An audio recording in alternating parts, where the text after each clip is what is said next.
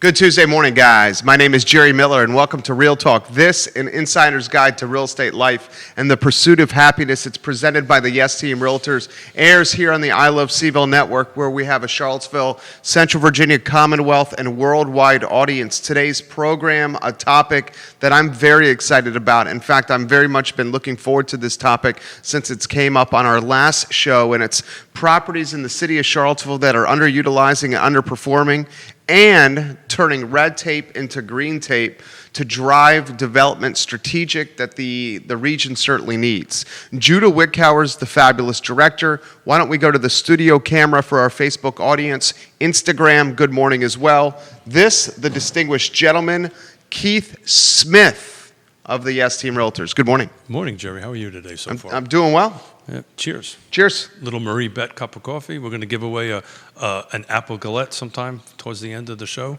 I had to dive off on your news show, a noon show. Who won the feast? You know who won it? No, someone that's why who I'm won asking. Something here. You're right. Sorry. Someone who won it on your show, Really? Andre Xavier. Andre. The perspective he shared Yeah. yesterday on the show was like deep. So what was it? It was about economics. He got a $25 feast gift card. Yeah, sure. We have one, which we're not getting. I mean, it's your call to make. We're working on it. You have two to give away. We have one? You have two. Okay, so let's do a galette and a feast today. So we'll do galette. We'll decide. But I don't think we've ever given one away on Instagram. So we need to do an Instagram giveaway, and we'll do a Facebook Facebook giveaway. Okay. So Lisa's watching. She's from trendy East London. You asked her where she's from. There you go. We have a MarieBette apple galette to give away, and one of two $25 gift cards to Feast in the Purple Building on West Main. So 2 prizes to give away on today's show, potentially 3. How you could win the prizes is by giving us some props, an emoji, or asking a question, or sharing some perspective on Instagram, liking and sharing the show on Facebook, and giving a great comment in the comment section that gets the distinguished gentleman thinking, or the conversation, going to another level. Is that a good description? That's great. Getting me thinking. Come on now. You get us all thinking. Yeah, I know about that. Actually, so those who don't watch, if you should watch the show at noon on Mondays, Jerry's kind enough to call me in for a few minutes. And man, I was pounding on that feed, right? Trying to win that feast. Oh, yeah. But I didn't get it. Could you win? No. You host a couple shows on this network. Can you win prizes that other hosts on the network give away? I can try. You can try. ABC. Always be close with my boy Keith Smith. Oh, my friend, where do you want to begin? Do we talk properties? Yeah, this topic was a topic that just popped up in one of our great conversations with our viewers, and I think we kind of kicked off on Cherry Ave. Maybe that's a good place to start. What would be the first parcel you want to tackle? I think that's the one. Okay. I mean, it's the one that it seems that you know the most about, right? The Kim's Market property. So how about background first on your ties to the property and what you've been trying to do? Yeah, so through the Thomas Jefferson, actually both the Planning District Commission and the Land Trust, I've been trying to figure out a way to turn that parcel into some mixed use, affordable housing mixed use. So if I start getting a bit wonky, I need you to walk me back. Sure. Okay. So the Cherry Avenue corridor is a very unique corridor. So that goes from Ridge and Fifth, where that intersection is. Oh, yeah. And Elliott, and I think it's Elliott at that point in Cherry. It changes over. It changes to Elliott on the other side. On the other side, on the west side, on the east side of Fifth. But in any event, so that corridor pretty much goes from that intersection all the way around, some people say all the way to Roosevelt Brown hits West Main. Okay. So that little corridor. And what do you call that, Fifeville? Fifeville, the term I use is the Cherry Avenue corridor. Okay. Because that's the kind of planning geek brain speak. But it's a unique corridor, and it has a ton of underperforming properties on it, actually. One of them is the Kim Market we've been talking about. So that's of 1.5 acres of multiple parcels, and I misquoted the number on what's today? On Friday. It's 3.5 million. Where I came up with the 4 million is an additional half-acre parcel for sale, which would make the total assemblage 2 acres. And one of the reasons I was so I'm pushing this so hard. Now the problem is the 4 million, right? It's what they call the CH zoning. It's a very unique zoning in the city of Charlottesville. So on this corridor, so it has the highest by right density, which is 43 units per acre. So if you have 2 acres, in essence, you can do 86 units. That's a lot. That's a lot. Yeah. But it's not enough at 4 million. Does that make sense? Yeah. Yeah. So there's some height restrictions on it, which is a little bit restrictive to get to that number of units. But they also have a 13% commercial ratio. So basically, whatever your residential square footage is, you have to have 13% commercial in it. So, and from a development perspective, at the moment, there's no ARB. So what's an ARB? Architectural Review Board. So that means you can build, that they can't reject the structure, color, and so forth and so on. That's, I suspect, might change at some point. But at the moment, that's where they're at. So it's the most friendly from a zoning perspective, which, by the way, needs a lot of help. From a zoning perspective, where we can do what I'm passionate about, what you're passionate about, which is affordable housing, plus bring in some much-needed commercial down there. So, it's a food desert. It's a food desert. There's no close grocery. Absolutely. Yeah. So you can bring in a small mom-and-pop grocery store, those kind of things. Sure. Into that. So the struggle that I've been having is the capital, right? If I magically had a $4 million check, Mrs. Smith and I would probably own that, and probably would not be happy with me, but we would own that. I'm only kidding, honey.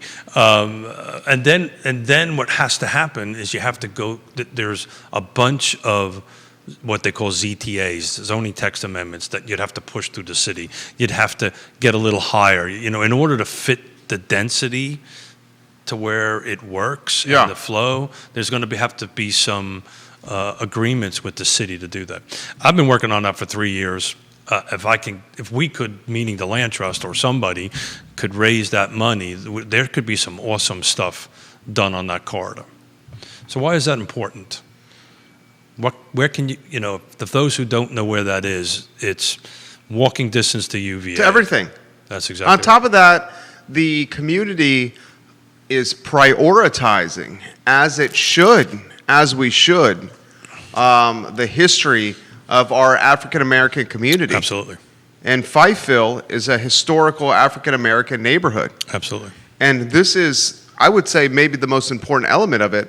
This is like the gateway to one of 2 historically African American neighborhoods. I mean, Vinegar Hill was destroyed. That's exactly. And that left Star Hill and Fifeville. Correct. And right now, the entryway is like a derelict parking lot with potholes and a fence that hides UVA vendors that do maintenance. Well, there's 2 on Cherry Avenue that meets that criteria. Is the other one the shopping center, or that triangle land with the sign on it that they're calling kind of Tribeca, that's across from the repair shop? Correct, but that's not the parcel I'm talking about. Okay. So on another one of these underutilized parcels, which also happens to be zoned for this Cherry Avenue, has the same zoning we talked about, is on the corner of Cherry and 7.5. Okay. So as you go down Cherry, as to your right towards UVA, you have Kim's, and you have the gas station that's there. Right. Right, and then the next street is 7.5. On the corner, there's a parking lot. Okay. I'm going to call up the map. That way we have it. I believe it's 1 acre, maybe just a shot. You'll tell me once you do that, but I believe it's a little bit over an acre. But it's the same zone. It has utilities on it. It's it's all blacktop is what it is. Okay, I know what you're talking about. And they're using that parcel. They have been using that parcel for the storage of that. It's currently on the market. I believe it's $1.5 million for 1 acre.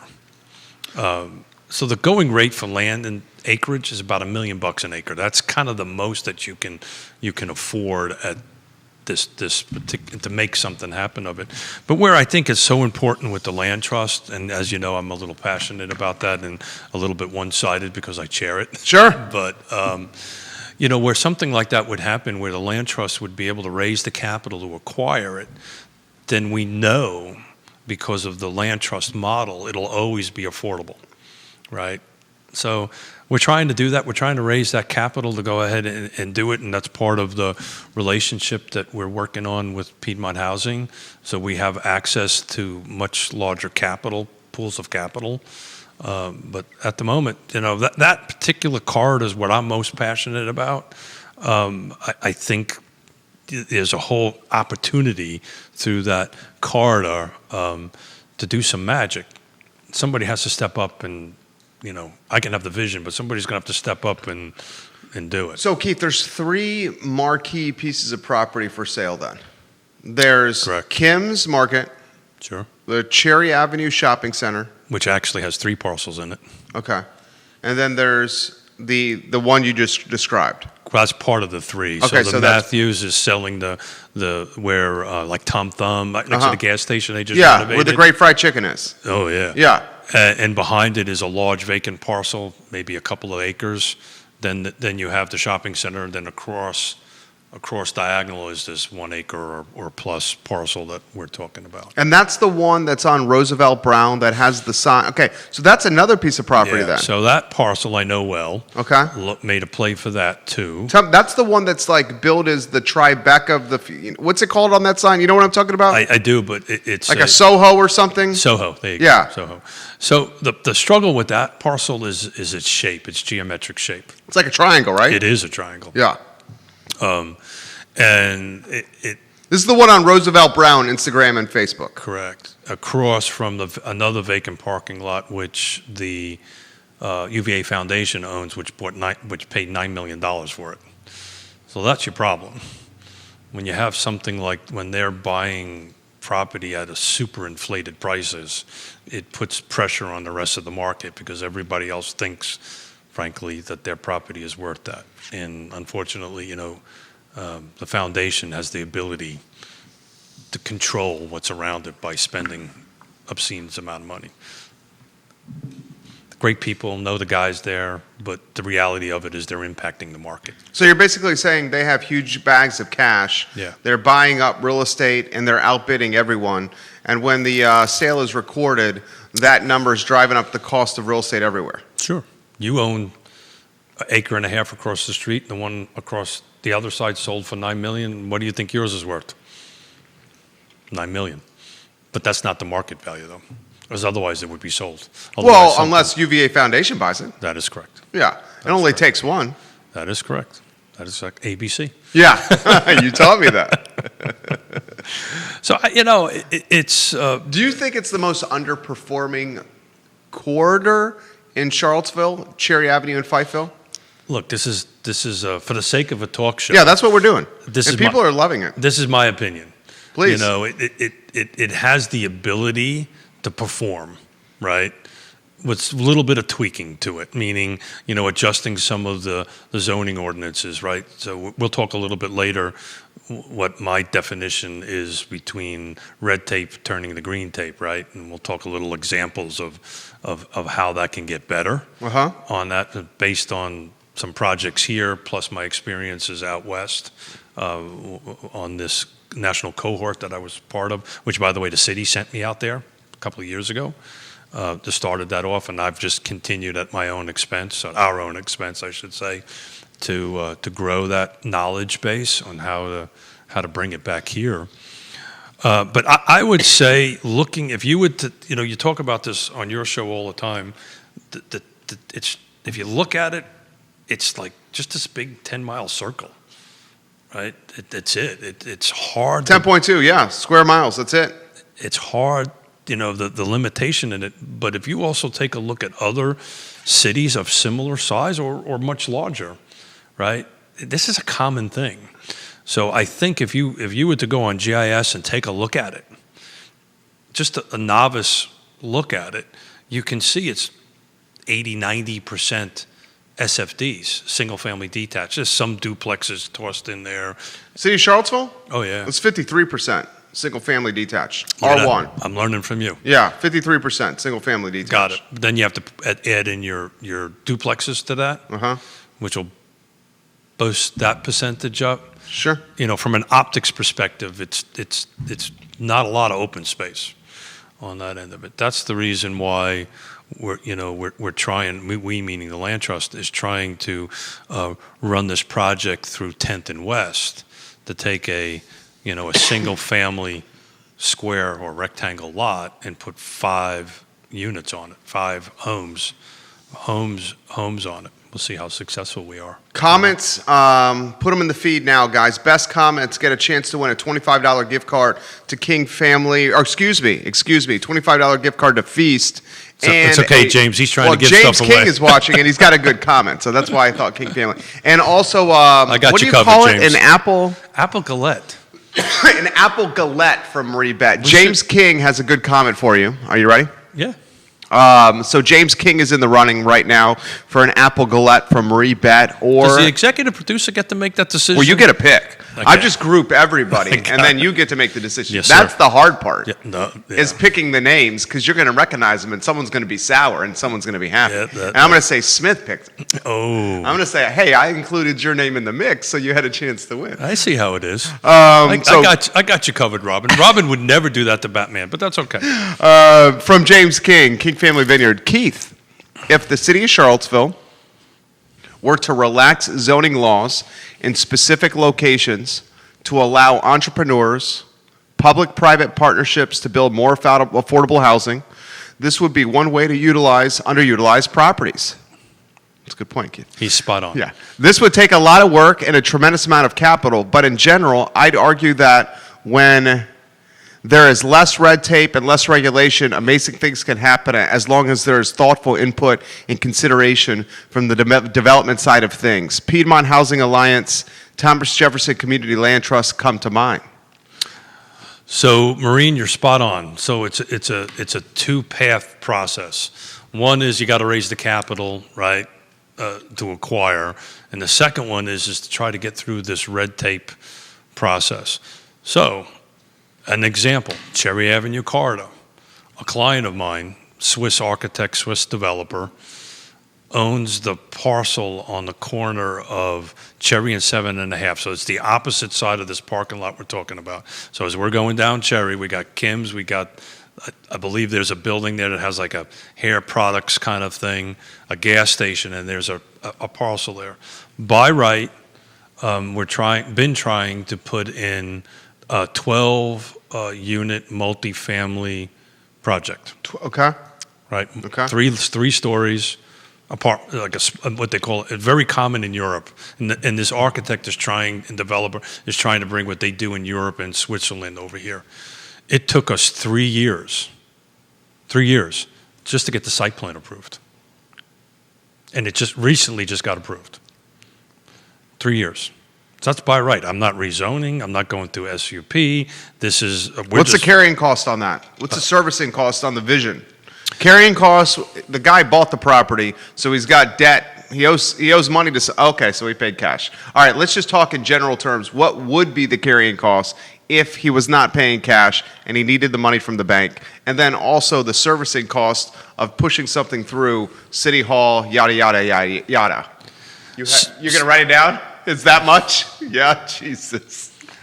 So the first thing he did was hire a really good real estate agent. Yeah, it keeps And I was able to negotiate a heck of a purchase deal. Good. So his land acquisition number, let's just say it was value 4 years ago. So today's value would be way higher than that. But it was bought at what market value should be, not these inflated prices. That's the first thing. So I know. So on his side of it, the architectural work obviously is free, right? Because he's doing it himself. But all the engineering and all the process to go through the city, $1.50. That's nuts. $150,000. That is nuts. So just think about that. Let's make my life a little simple. Let's say there's 10 units.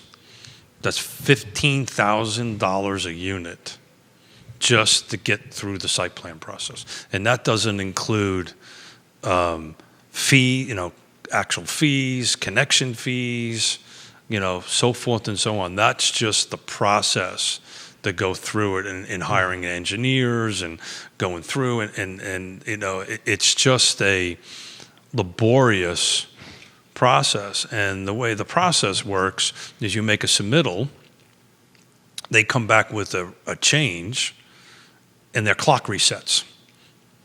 So every time there's a requested change, their clock resets. Every time there's and these clocks are 45-day clocks. And they reset, and they reset, and they reset, and they reset, and they reset. Another example of this is our mutual friend, Christopher Bremen. Bramante Homes. Bramante Homes. What's up? Christopher Bremen is A-plus people.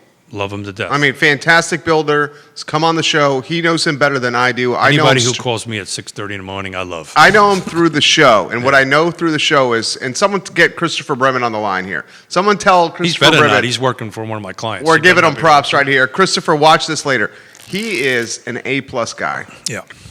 And you know him better than I do. He's an A-plus guy. Without a doubt. That there's a couple of guys in the builders in Charlottesville. Everybody who watches the show knows I'm a recovering developer and builder, that I would have built my house, and he would be one of them. That says a lot right there. Yeah. So what was his Mrs. Smith's house. What was his So I helped him. He found a trusted advisor. Uh-huh. Helped him acquire some property on Shamrock, right on by JPA. Is this recent? Well, once I finish the story, you'll realize it wasn't. Okay. I think it was 3 years ago. That's fairly recent. When he acquired it. Yeah. So we talk about underperforming properties. Uh-huh. This was an underperforming property. Christopher and I had a conversation. We were looking for underperforming properties so he can create some product from homes. And we found this parcel. We bought it. But he's literally just got it approved. He told me this morning. It took him 2 years. We went to 2 years to go through that, about $65,000. And what was he trying to do? Duplexes. I believe it's 4 duplexes, but I got a lot running through the brain. I can't remember the amount. I believe it's 4 duplexes. So similar to what we built on Nassau Street. These are rentals. These are going to be affordable kind of rental. So he would own? Yeah, he's going to own them. He's going to own them and rent them out? Yeah. Mm-hmm. Okay. I believe he told me today he's got most of them already rented on Good paper. for him. I mean, that's a great spot. Yeah, sure. I used to live off Shamrock. So the point of the discussion was it's taken him 2 years. And the conversation that he and I had this morning is said, it only cost me $65,000. Would he ever do it again? After going through this process? If you want to be in this space, this is the game. This is the game. But I guess to go back to my client on Cherry and 7.5, right? We acquired in 3 years. The market is very different than it was 4 years ago. It actually is better than it was 4 years ago from his perspective. But what if it wasn't, right? You've committed to this acquisition. You've got this cash or you got this loan out there, and you're spending all this money to go through it. And we're not talking about personal hour, your time, right? Sure. Into it. And the conversation I had with Christopher when he goes, $65,000, and I was like, well, you're not counting your carrying costs because I know that wasn't cash, right? You're not counting all your man hours, your company man hours that you're paying into that. I mean, that number is what you pay other people to get through the process. And they've got to figure out a way to streamline that because it just compounds this acquisition in number. Does that make sense? Yeah. More comments coming in. How do you? I'll get to your comments, guys. Ray, I'll get to your comments. Comment from our favorite agent in Richmond. Oh yeah, coming cool. on the show. Before we get to that, this is a good comment. How's business in Richmond? This is a entry level comment that I think is important. Okay. This is from Rachel. She said, Rachel. Jerry, can you ask your guest how you find underperforming properties? The Kim's Market one is obvious to all of them, and you're right, that's important. But how would you find ones that aren't so obvious? That's a good question. Do you like that question? Excuse me? Do you like that question? I like that question. Yeah. And so underperforming properties such as this, you just got to it's a ground game. That's all it is. It's a ground game. You got, because they're not typically on the market. Some of them are, some of them aren't, right? But they're not on the market, and you've got to stick your neck out and do some ground game work. And all this conversation I just had about the red tape, and particularly with the city. On the positive side, their GIS, the Global Information Services, is stellar. Unbelievable. You can search for everything and never leave your desk, your Mac iBook or whatever that thing is called. I'm not an Apple guy. On your Mac. On your Mac. A Mac, whatever that is. But I'm a Surface Pro guy, but that's okay. But that's how you do it. You got to get on the ground, and and this is where relationships make the difference, right? And how we were able to get some of these parcels is you start tapping into your relationships and saying, hey, this is what I'm looking for. And you go out and find them. It's that simple. It's about as old school can get for this type of project. For residential, regular residential, it's a whole different animal than that. But I hope that answered her question. Sarah Buczynski, your colleague. Hey, Sarah. Sarah says, what mechanisms could be implemented to fast-track plans that help the affordable housing issue? We talk about that often on this program. Yeah, man. You gotta write some of these names down because these are just awesome questions. So, from my opinion, and that's all I can offer at the moment. The best way I can offer that, for those who watch the show, they also know I chair the Regional Housing Partnership. And one of the reasons I made the motion over 3 years ago to create the Regional Housing Partnership, what I was experiencing is people weren't talking to each other. They were talking past each other. So even though, people at City Hall and NDS, right? They are honestly doing the best jobs that they can. But Neighborhood Development Services. Thank you. But sometimes they don't understand what Keith understands, right? And so what was happening, people were talking past each other, and the nonprofits were talking past each other. And what I tried to do is what I think we as realtors, by the way, excel at this. This is what we really do for a living, is we bring parties together. That's what we do.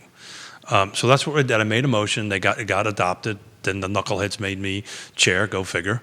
And so what we do is we try to bring these 4 pillars together, which is the private sector, the local governments, the nonprofits, and the people we serve. And also in that mix is UVA, which is our 10-ton elephant in the room, right? You can't do anything to solve this without having UVA at the table. So one of the things the local governments can do, and I'm going to give a shout out to my county, which is Fluvanna County.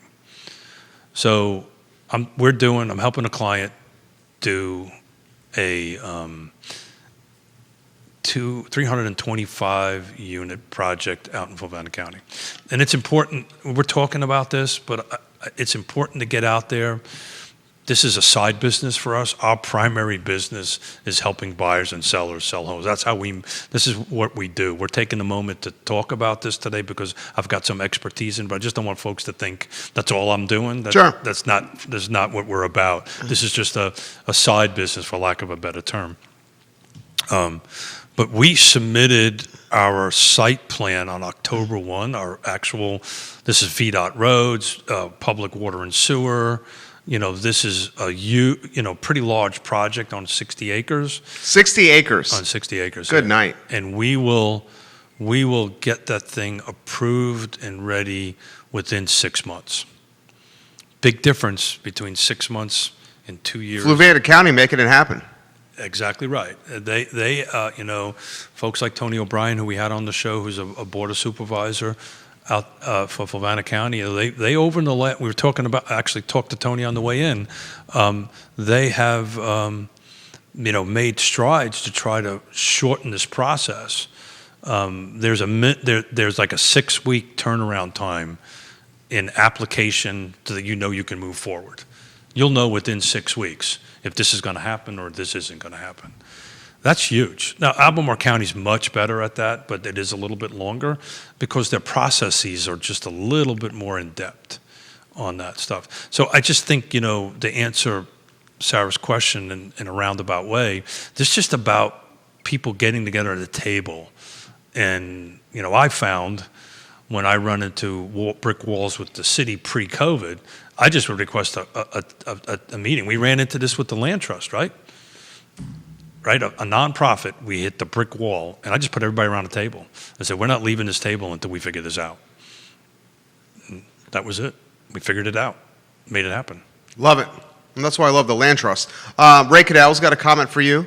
Hey, and this comment is, so if someone buys a property, is it reasonable for them to expect similar zoning around it to remain the same to protect them? I'm playing devil's advocate here with Keith. No, that's a great question, and the answer is yes. But the corridor that I'm talking about on Cherry Avenue, the zoning has been established for quite some time.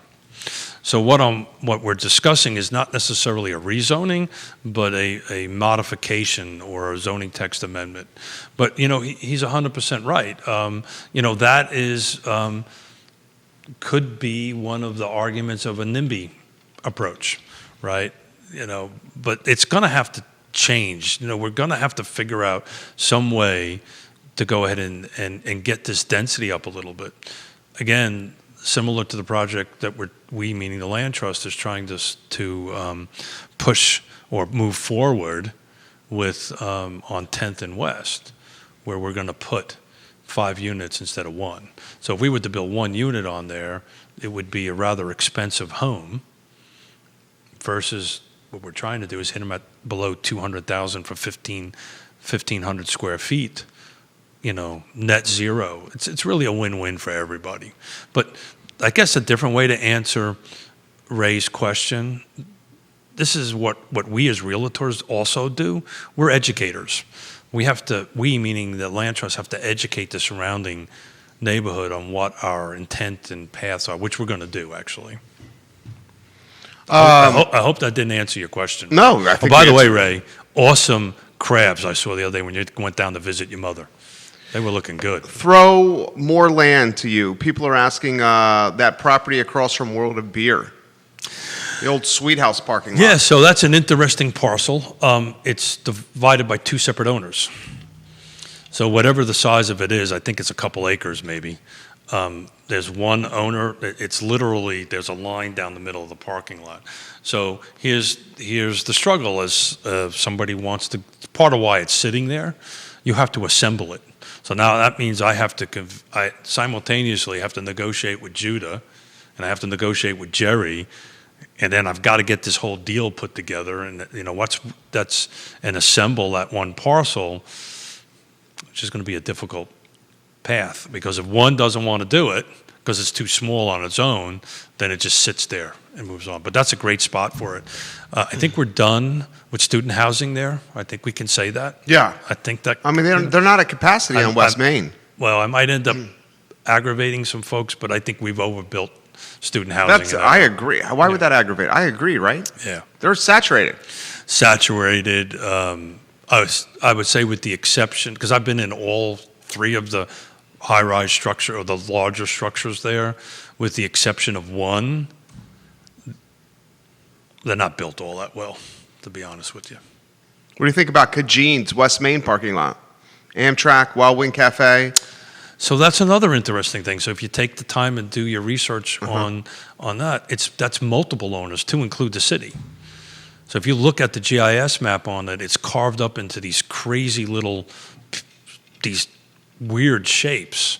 So one little slither is owned by the city, one is owned by, I forgot the gentleman. Alan Kajin. Yeah. And the rest in peace, Gabe Silverman. That's exactly right. Rest in peace. So I believe they want $15 million for that, if I remember the number on that, which is just ridiculously high. But they'll just sit on it and wait. There's another parcel which very few people talk about that's in that same area. You're talking City Yard? Nope. Star Hill? Nope. Let's see if our chemistry's working. Another parcel in the Wild Wing Cafe parking lot. On the Fifel side of the tracks. Let me give you some hints. I believe it was one of your former employers own it, or somebody you worked for at one point in time. Someone I worked for at one time. Got a big tower on it. Tell me. Yeah, Monticello Media owns a parcel that is for sale for $4 million. I believe it's a couple acres. Monticello Media owns a parcel on the other side of the tracks in Fifeville. Is it for their transmitter? Correct, but that. So it's for the radio station transmitter. But that goes away. That actually, I believe, I did some research on it, is non-functioning. That's my understanding of it. So that's George Reed. George Reed owns Monticello Media. He owns radio stations all over the East Coast. He lives in Florida. He was the owner of Monticello Media when I worked there. So that's on the market for $4 million. $4 million for that. Good night. So you know where the parcel is, right? Yeah, I know exactly where it is now. You have Maya to your back. You're walking down, I believe that's 5th. It's on the left, and there's a couple of buildings on the corner that may look like they need a little renovation, but it wraps around that. What do you make a city yard property? A piece of property that's in Star Hill neighborhood that's used by the city to store city vehicles and equipment. So the developer in me gets all excited about it, but let's be a little practical about it. Where are they going to put all their equipment? That's the thing. Rory Stolzenberg, planning commissioner, suggested moving them to a big piece of land down Avon where they keep the buses. Correct. You know that piece of, yeah. So that's what you would have to do. You'd have to relocate it. You'd have to aggregate them there and then do something with city yard. Correct. So then that makes a lot of sense. Right. But then we got to have this transportation conversation around this, right? And in preparing for the show today, and I was doing some reading and reflecting on the Cherry Avenue corridor. If anybody's ever driven east on Cherry Avenue going towards Monticello at 4 or 5 o'clock, it gets a bit, traffic is a little heavy at that particular point. So there's going to have to be some rethinking of the traffic corridor down Cherry Avenue. The problem with that is the right-of-ways, the lines that the city owns from property line to property line is rather limited. You can't do like a 5th Street Boulevard scenario extended down that way. Do you think you would slow 5th Street extended down? Try that again? 5th Street extended. It's being studied now by council. Sure. And a lot of folks are saying we need to slow that down, to add traffic lights. What would you do with that? Oh, you mean slow down the physical traffic? Yeah. That's one of my bike routes. Yeah. I can't. You ride on 5th Street? I do. Your bike on 5th Street? I do. That's a tough road. As one who bikes that. Once you get past the Wegmans and you're on the county city line, is it till you get to Willoughby? There's no sidewalk there. Yeah, so I don't go that far. I don't go to the other side of 64. So what I'll do is I'll loop around and come back around towards Fifeville. Okay, what do you get on Cleveland and then backdoor to Fifeville? Oh God, I've forgotten the street. I just drive it. Okay. Oh, it'll come. Because I used to live in Redfields, and occasionally I would ride my bike to work. And the safe way would be to go down Sunset Avenue. That's exactly right. And once I got on Sunset Avenue, I could go down to Stribling and JPA by Dirty Nelly's, down JPA, Student Health, up West Main. Yeah, the fast way was to go down 5th Street. And when I was riding my bike down 5th Street from Redfields, that road scared the bejeebus out of me. It does. Well, this is purely from a biker's perspective, right? Slowing down would be a good thing. But here's the reality. If somebody is going to hit you with 2,000 pounds at 25 miles or 55 miles an hour, it ain't a good. Yeah, you're going to, either way, you're in some serious trouble. It ain't a good thing either way. So, and is Mrs. Smith watching? She is. Yeah, I don't do this, Mrs. Smith. I've never been on that road. Michael Guthrie, CEO of Roy Wheeler, hey, Michael, watching. How are you today? He says the city yard lot is going to be a part of the upcoming Star Hill development. Michael Guthrie is referencing Yolanda. Correct. Is it Harrell? I can't remember her last name, but that's only a plan. That's New Hill Development Company. New Hill Development, thank you. Yeah. That's just a plan. Now it has to be implemented, right? So I believe there was a $500,000 grant. There was. To create the plan. Now it has to be implemented. So that means, I believe, if I remember, and Michael might know this number better than I believe there was a $50 million price tag on that. to develop the plan, but there is a plan nonetheless. But somebody needs to come up with the dollar amount to go ahead and do that. And how do you do that? I mean, and how do you do that? And how do you guarantee affordability? The land trust is a great way to do that, but how does that process work? If nobody's ever read that plan, it's a great read. I believe the number is $50 million, and Michael might know. Michael, let us know if you know that number. Yolanda Harrell, CEO of New Hill Development Company or Corporation. An awesome young woman, by the way. Yeah, she's awesome. She's come on this show on this network. Awesome young woman. She's got a big vision for Star Hill. Awesome young woman. And to answer Sarah's question, it's going to take folks like that.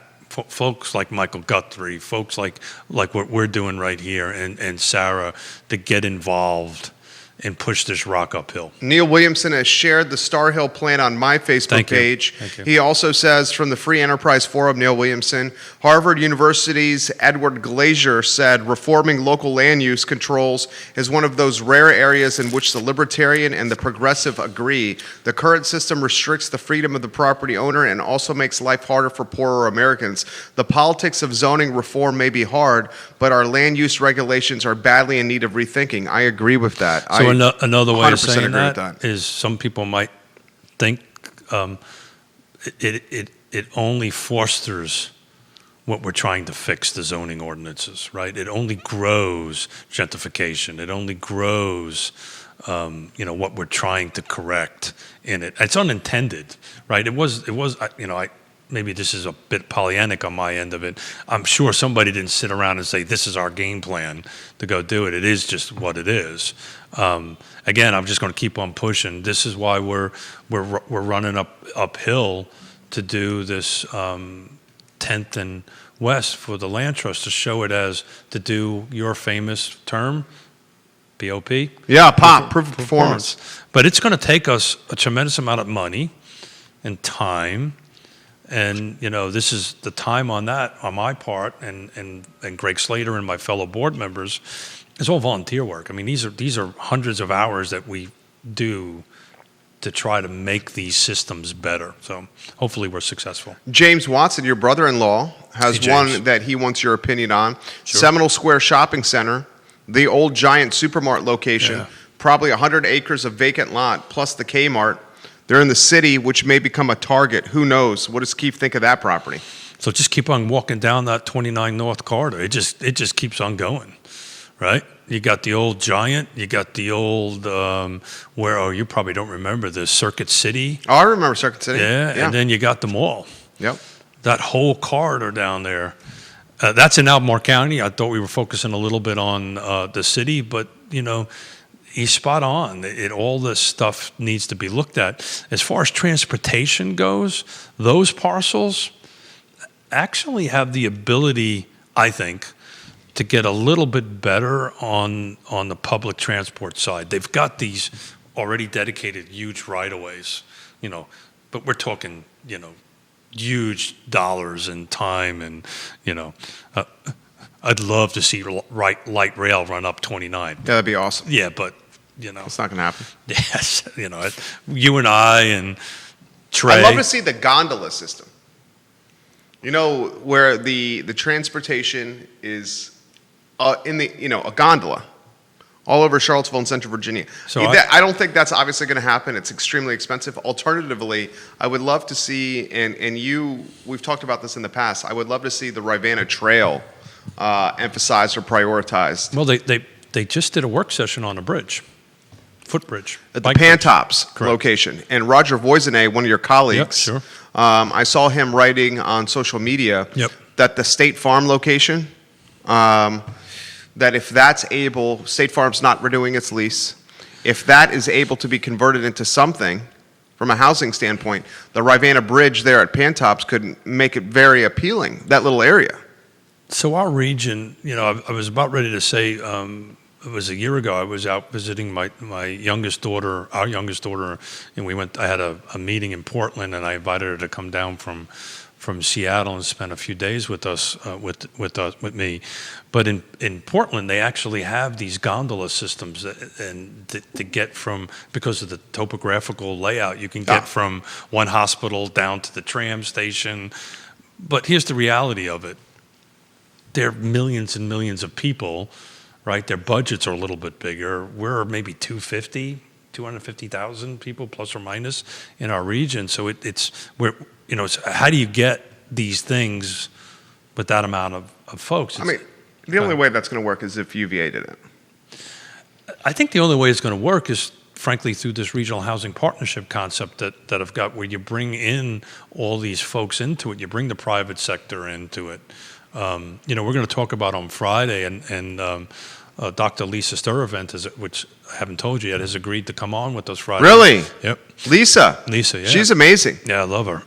Economist. What about her brain is huge. Yeah. And we're going to talk about the the local economic impact of housing. And I couldn't think of anybody better. Yeah, she's perfect for that. To bring that in. But statewide, housing, what I do for a living, is number 8 in the industry. What's 1? You'd ask me that. I just remembered 8. Government contracting? No, so this was private sector stuff Okay. outside. I can't remember. If I told you, I'd be lying to you. So, but I'll have it.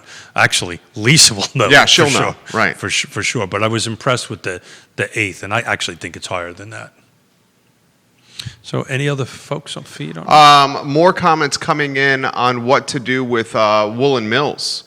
This is an interesting one. With the wool factory there, how does QC woolen mills playing out? So I think you're going to see this growth. I think we have all these neat firms coming in, right? You talk Willow about Tree's over there. Willow Tree is going to be there. Co-construct. Knock on. Fake IKEA? It's not fake. It's just IKEA. This is IKEA. Knockoff IKEA. No, it's fake wood. Well, it could be knockoff IKEA. It could be knockoff IKEA, but I would never question. Oh, it's knockoff IKEA. Yeah, it's not IKEA. It's knockoff IKEA. In fact, I think when I bought this office, I don't got see the this as little part Allen of the wrench. deal. I don't see the Allen wrench floating around, so it can't be. It's knockoff IKEA. Look, praise the Lord. Knock on fake wood. These vaccines are going to kick in. Yes. Right? We're going to be having a conversation a year from today with these microphones and cameras stuck in our faces. Yep. And talk about what it was. Yeah. Right? With a round table of a board of supervisors and a city councilor, and all 4 of us will be talking shoulder to shoulder. So don't you think? A year from now, we'll be sitting here with Michael Guthrie, who's an expert that is sitting across from me. Right. Neil Williams, if he'll agree to come with us, but we'll Michael Payne. Yeah, right. And we will have I can't wait to get back to that world. But eventually it's going to happen, right? And people, I think people understand that. I think we got a bit of a hiccup going on right now. Yonna and I are actually having a bit of a panic moment. I guess I'll get in a little trouble for this, but we may have to scoot up to Connecticut a little sooner because of there's a COVID case in our little grandson's daycare, and if he tests okay, both are working, so we might have to scoot up there to a couple of days early. Oh, by the way, if I do that, I'm missing Tuesday's show. No! This coming Tuesday? It could be. So how are you going to do it? We're going to have a... I don't know. Maybe Mr. Guthrie will fill in for me. Okay. I don't know. Okay. But family's first. So if that's what we can do, that's what we'll do. But the point is, eventually, this is gonna change. Yeah. And eventually, co-construct's going to fill up with people. The core building is going to fill up with people. Code building. Code building. Our wonderful sponsors, Dairy Market, Chris Henry. Dexcom will be there.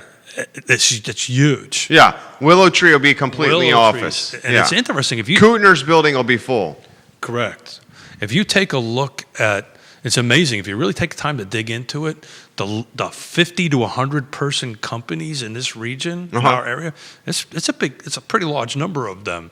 So I think this is just going to grow, which is going to continually put pressure on housing stock. Period. This isn't going away. And again, this is the reason I'm trying to push up the hill, or this land trust project on 10th and West. So if we can make that model work, and everybody's on board with it, go back to your Woolen Mills and that area, well, that concept can be transplanted over there, try to bring some of affordable housing within that region. I'm not that smart. I know you don't like when I say that. I know my wife doesn't like when I say it, but I'm not. To me, it's just a practical solution, and it seems like it works. But we sure as hell gotta,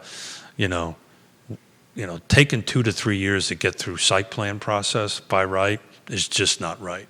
It needs to change. Otherwise, everything's just going to go, and James will probably chime in on this, it's just going to go by right. I mean, the project that James spoke about in Albemarle County over by, at the end of John Warner, or in the middle of John Warner, was a prime example. We missed an opportunity to get some affordable housing. Is that Parkway Place? That was Parkway Place. Yeah.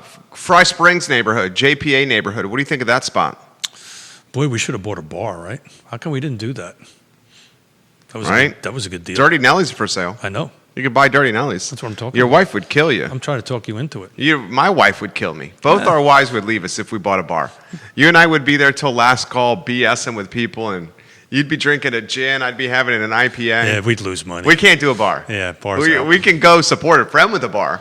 Okay. Yeah, and we'd have a lot of fun doing Okay. it. Dirty Nelly's is for sale. What do you make of that corridor? Fry Springs, JPA. The same thing, but They're doing some changes to that to the small area plan there. So that's what the city's doing. They started with the Cherry Avenue corridor. They're working through the other things.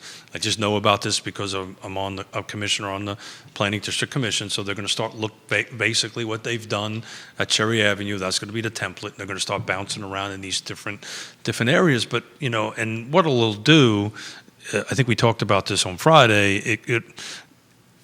Out in the counties, they're called a comprehensive plan, right? And the city has a version of that.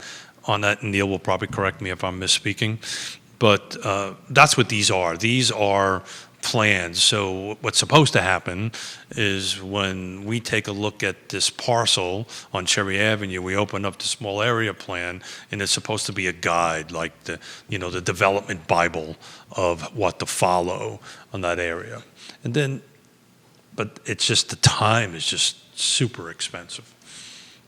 High Street corridor. Cosners own a lot of that. The Cosner family. Underperforming. And when Riverside left, I kind of lost interest in that. Riverside's still there? No. When Riverside was on. Oh, the other side. The real Riverside. Yeah. Well, actually, it was on the other side. Yeah. Yeah, it was diagonal. Is that Caddy Corner? God, that was long ago. That was before they built the bridge. Right. I remember, I've been here since 2000. Yeah. So I remember when Buster was running the Riverside where it is now. Now Buster's got Riverside North. We got a different family in Riverside on High Street. But Riverside, that whole High Street area is hot. It is. I'm trying to remember the developer who did this really awesome project. And somebody who's chimed in will tell me that it was a condo scenario, very European looking. On High Street? On High Street. Yeah, Roger did those. Roger did that. Roger Voisinay was the rep for that. He's told me multiple times who the developer is. Roger, if you're watching. They've all sold out. Yeah, they sold out. Yeah. So this project that's work and residential. That's exactly live work. And so this project for my Swiss client on Cherry and 7th that's exactly what it's going to be. It's going to be a live work. He's actually going to since he's an architect, do an architect studio over there to help train some UVA architect students. So it's pretty exciting. There's a little bit of UVA tied into that project from that perspective, but still took us 3 years. How do you characterize the potential for future development in the city of Charlottesville? Actually, let's turn this into a sizzle reel. Take a moment to think about this. This could be a sizzle reel for social, for the SD page. I'm listening. Yeah. Judy, you're going to mark this down here? So not a 2-syllable answer. Think about this. You got this. This will be a good one. We'll do a little boosted post campaign with this. Got it. Let me take a breath. Okay. Think, Smith. Smith. You know who my hero is, right? Your father. No, well, of course. My real hero. I was going to joke. That's my real hero in my life. But Pooh, right? Think. Your father is your real hero. Oh, yeah. He's my real hero. Okay. So here we go, Judah. Keith Smith of the Yes Team Realtors. How do you characterize... Look, you're smiling. How do you characterize the potential for future development in the city of Charlottesville? Huh? All right, let's start over. Are you ready, Judah? Here we go. We're trying to do a sizzle reel here. We're trying to do a sizzle reel. Keith Smith of the Yes Team Realtors. You shouldn't tell me that. You should just cut it out and do it. Keith Smith of the Yes Team Realtors. Yes, sir. How do you characterize... I don't do well in interviews, Right, you know that. We're trying to get a clean cut here, Smith. Keith Smith of the Yes Team Realtors. How do you characterize the potential for future development in the city of Charlottesville? So I'm a positive guy, right? That's how I think. I wouldn't be spending I don't know if you're going to turn this into one, but I wouldn't spend all the volunteer hours that I do, which is quite a bit, and Mrs. Smith will tell you that, if I didn't believe that we can get there. It has to be a cohesive effort. We have to have all those 4 pillars in there. And we've got to get the public, the private, the nonprofits, and the people we serve at the table. And that's what we're doing at the Regional Housing Partnership. So I'm going to say I'm positive about it. But that's just, you don't do what I do for a living. You don't sell real estate for a living if you're not a positive person. If you're a Debbie Downer, you're just never going to get it done. So I'm going to say I'm positive about it. I'm high on it. I think we're going to get there. I'm high on the whole region.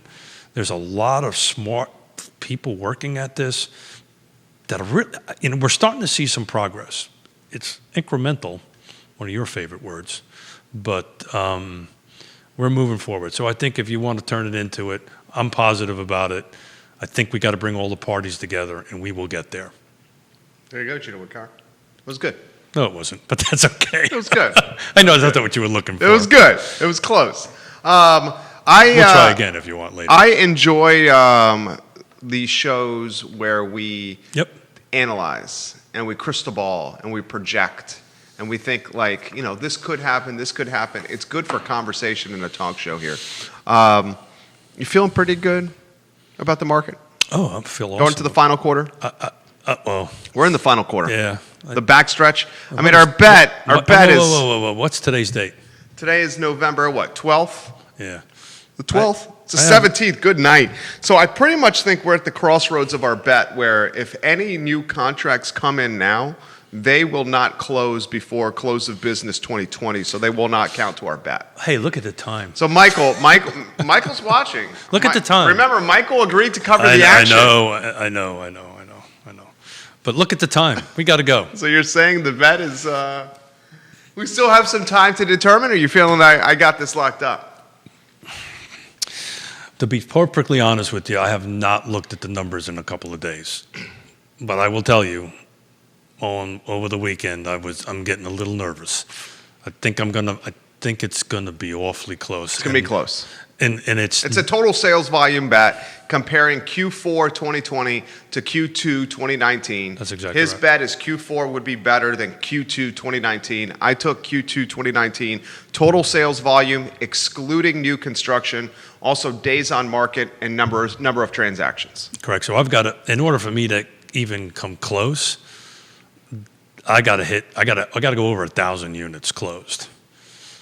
And the reality of it is I'm probably not going to win. And I'm probably going to be kind of like this election, a little just short. And it's not because there's not demand, it's because there's not inventory. That's exactly right. I spent the whole weekend long trying to find stuff for people that I just can't find. I'm going out to Crozet this afternoon.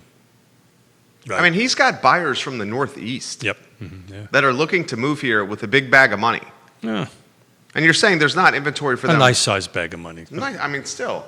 You're coming from the Northeast. It's enough. Yeah. It's enough. Yeah, so I think you're right. I think it's time for us to probably run our numbers, and maybe we'll do that on Friday. Could be a Friday topic. We'll see if Michael's got the time to crunch some numbers for it, and he was going to be the judge on it, or so if he'll assign a winner or a loser, and I got a feeling I'm going into buying a bottle tomorrow. Well, the reality of it is, we all win. Yeah, right. And then my in-laws will get a little splash of bourbon over Thanksgiving. That's assuming I'll let you take it out of here. Are you going to make me keep it here in the office? No. We can't do that. We can keep it here. No. Wet the whistle before each show? No, I think it's time for me to go out and buy a bottle of bourbon for you. We bet Riggleman, right? Oh, yeah, Riggleman's bourbon. Yeah. I've enjoyed seeing Riggleman's commentary on Facebook. I haven't tracked it in the last It's few pretty days. good. Yeah, is it really? He's keeping it real. Let's put it that way. You think he's going to run as an independent? No. Yeah. I think politics is done now for Denver. I may be wrong. You know him better than I do. But I think at this point, he got extremely disenchanted with politics with what the Republicans did to him. Not to talk politics on the show. We're not going to go down that road. How about a final word for all those that are listening? I think we need to give away two things. Don't we? I want to get. Can I make a suggestion? You always do. We give away one. Okay. And we give it to Ray Cadell. Okay. And why we give it to Ray Cadell is he's often liking and sharing the show. He offered multiple quality comments today, including the if something across the street sells for X, what does it do for yours across the way? So let's ask Ray a question. He has a choice between an apple galette or a feast card. Ooh, Ray Cadell. If you have a choice between a MarieBette apple galette. There you go. Can you spell galette? No. I can't spell galette. I can barely say it. I don't even know what the hell a galette is. I know if it's made by MarieBette, it's going to be amazing. That's exactly what That's it is. all I know. That's If it's exactly MarieBette, it's going to be good. Or a $25 gift card to Feast in the Purple Building in the Main Street Market. Ray Cadell, which one would you like to have? I think you certainly earned this, my friend, for your loyalty and viewership and your listenership on this program. So the panel, Judah. The panel. I'm pointing to the panel. I try to be so discreet with it. How many times did I have to do? Focus. Focus. I'm over here. Judah's Focus. just looking at Focus. me. Focus. My ADD did great today. Oh, you were phenomenal. My ADD And did so great. did your gas. Pardon? So did your gas. Your gas. Don't go down. Since you changed sizes in coffee, it's helped. Uh-huh. Have you noticed? I'm trying to be respectful and nice to you, Robin, but I was watching the show on Friday, and as I was working, I noticed you had a little bit of a gassy couple of moments there, little belches, and don't deny it. Oh, I think it's true. I mean, people don't realize we sit here for an hour and talk. There's no commercial breaks. So it's funny you should say that. Hour and 10 minutes. Oh, sorry. No, it's fine. It's funny you should say that. It's one of our Yonna and I's standard things. We have breakfast together every morning, right? Oh, that's nice. Usually a soft-boiled egg. Actually, we got some beautiful MarieBette 5-grain bread, which put a little bit of, my cardiologist is not going to like this, put a little bit of Irish butter on it. Whoa. Oh, and a cup of coffee, and we talk. And we were talking about you, actually, and talking about... hey, I caught Jerry, on his show on yesterday doing that. And immediately it came out of our mouth. Yeah, if you guys would just shut up talking so much, that wouldn't be a problem. I said, but honey, it's a talk show. It's a talk show. We're supposed to do We're this. supposed to be talking. Well, you need to listen more. Yes, ma'am. I need to listen more. I need to listen more. Oh, no. You No. are fantastic in this setting. Well, I genuinely mean that. Well. I genuinely mean what I'm about to say. Yeah. I learn a tremendous amount Yeah. from you in this show every week, and I think the viewers do too. Yeah. It's come so far where we take a topic that can be somewhat complicated and dry, This was one, that's for sure. and we make it fun and approachable. Well, the viewers will tell us if we've done that. I hope we did. Yeah. It was Because this is a complicated topic. This was a hard, complicated. It was difficult for me not to get in the weeds. Right. And you did a hell of a job with I that. don't know about that, but it's hard. And you asked this question, and maybe we'll wrap up on this at the end. The only way this topic we've been talking about, right? Affordable housing, lack of inventory, what I refer to as turning red tape into green tape. I'm very passionate about that. The only way that's all going to happen is everybody of different opinions on this need to get around a table. Unfortunately, it's COVID, so it's around a Zoom table. Sure. But they need to get around a table and have honest, open discussions. And here's the deal.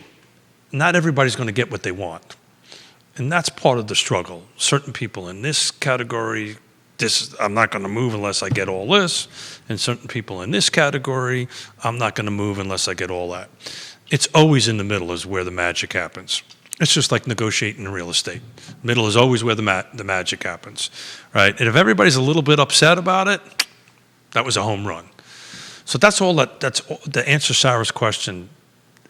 I hate to be oversimplifying it, but that's what it is. It's just, and hopefully I help with that a little bit, putting people at the table to go ahead and have a conversation.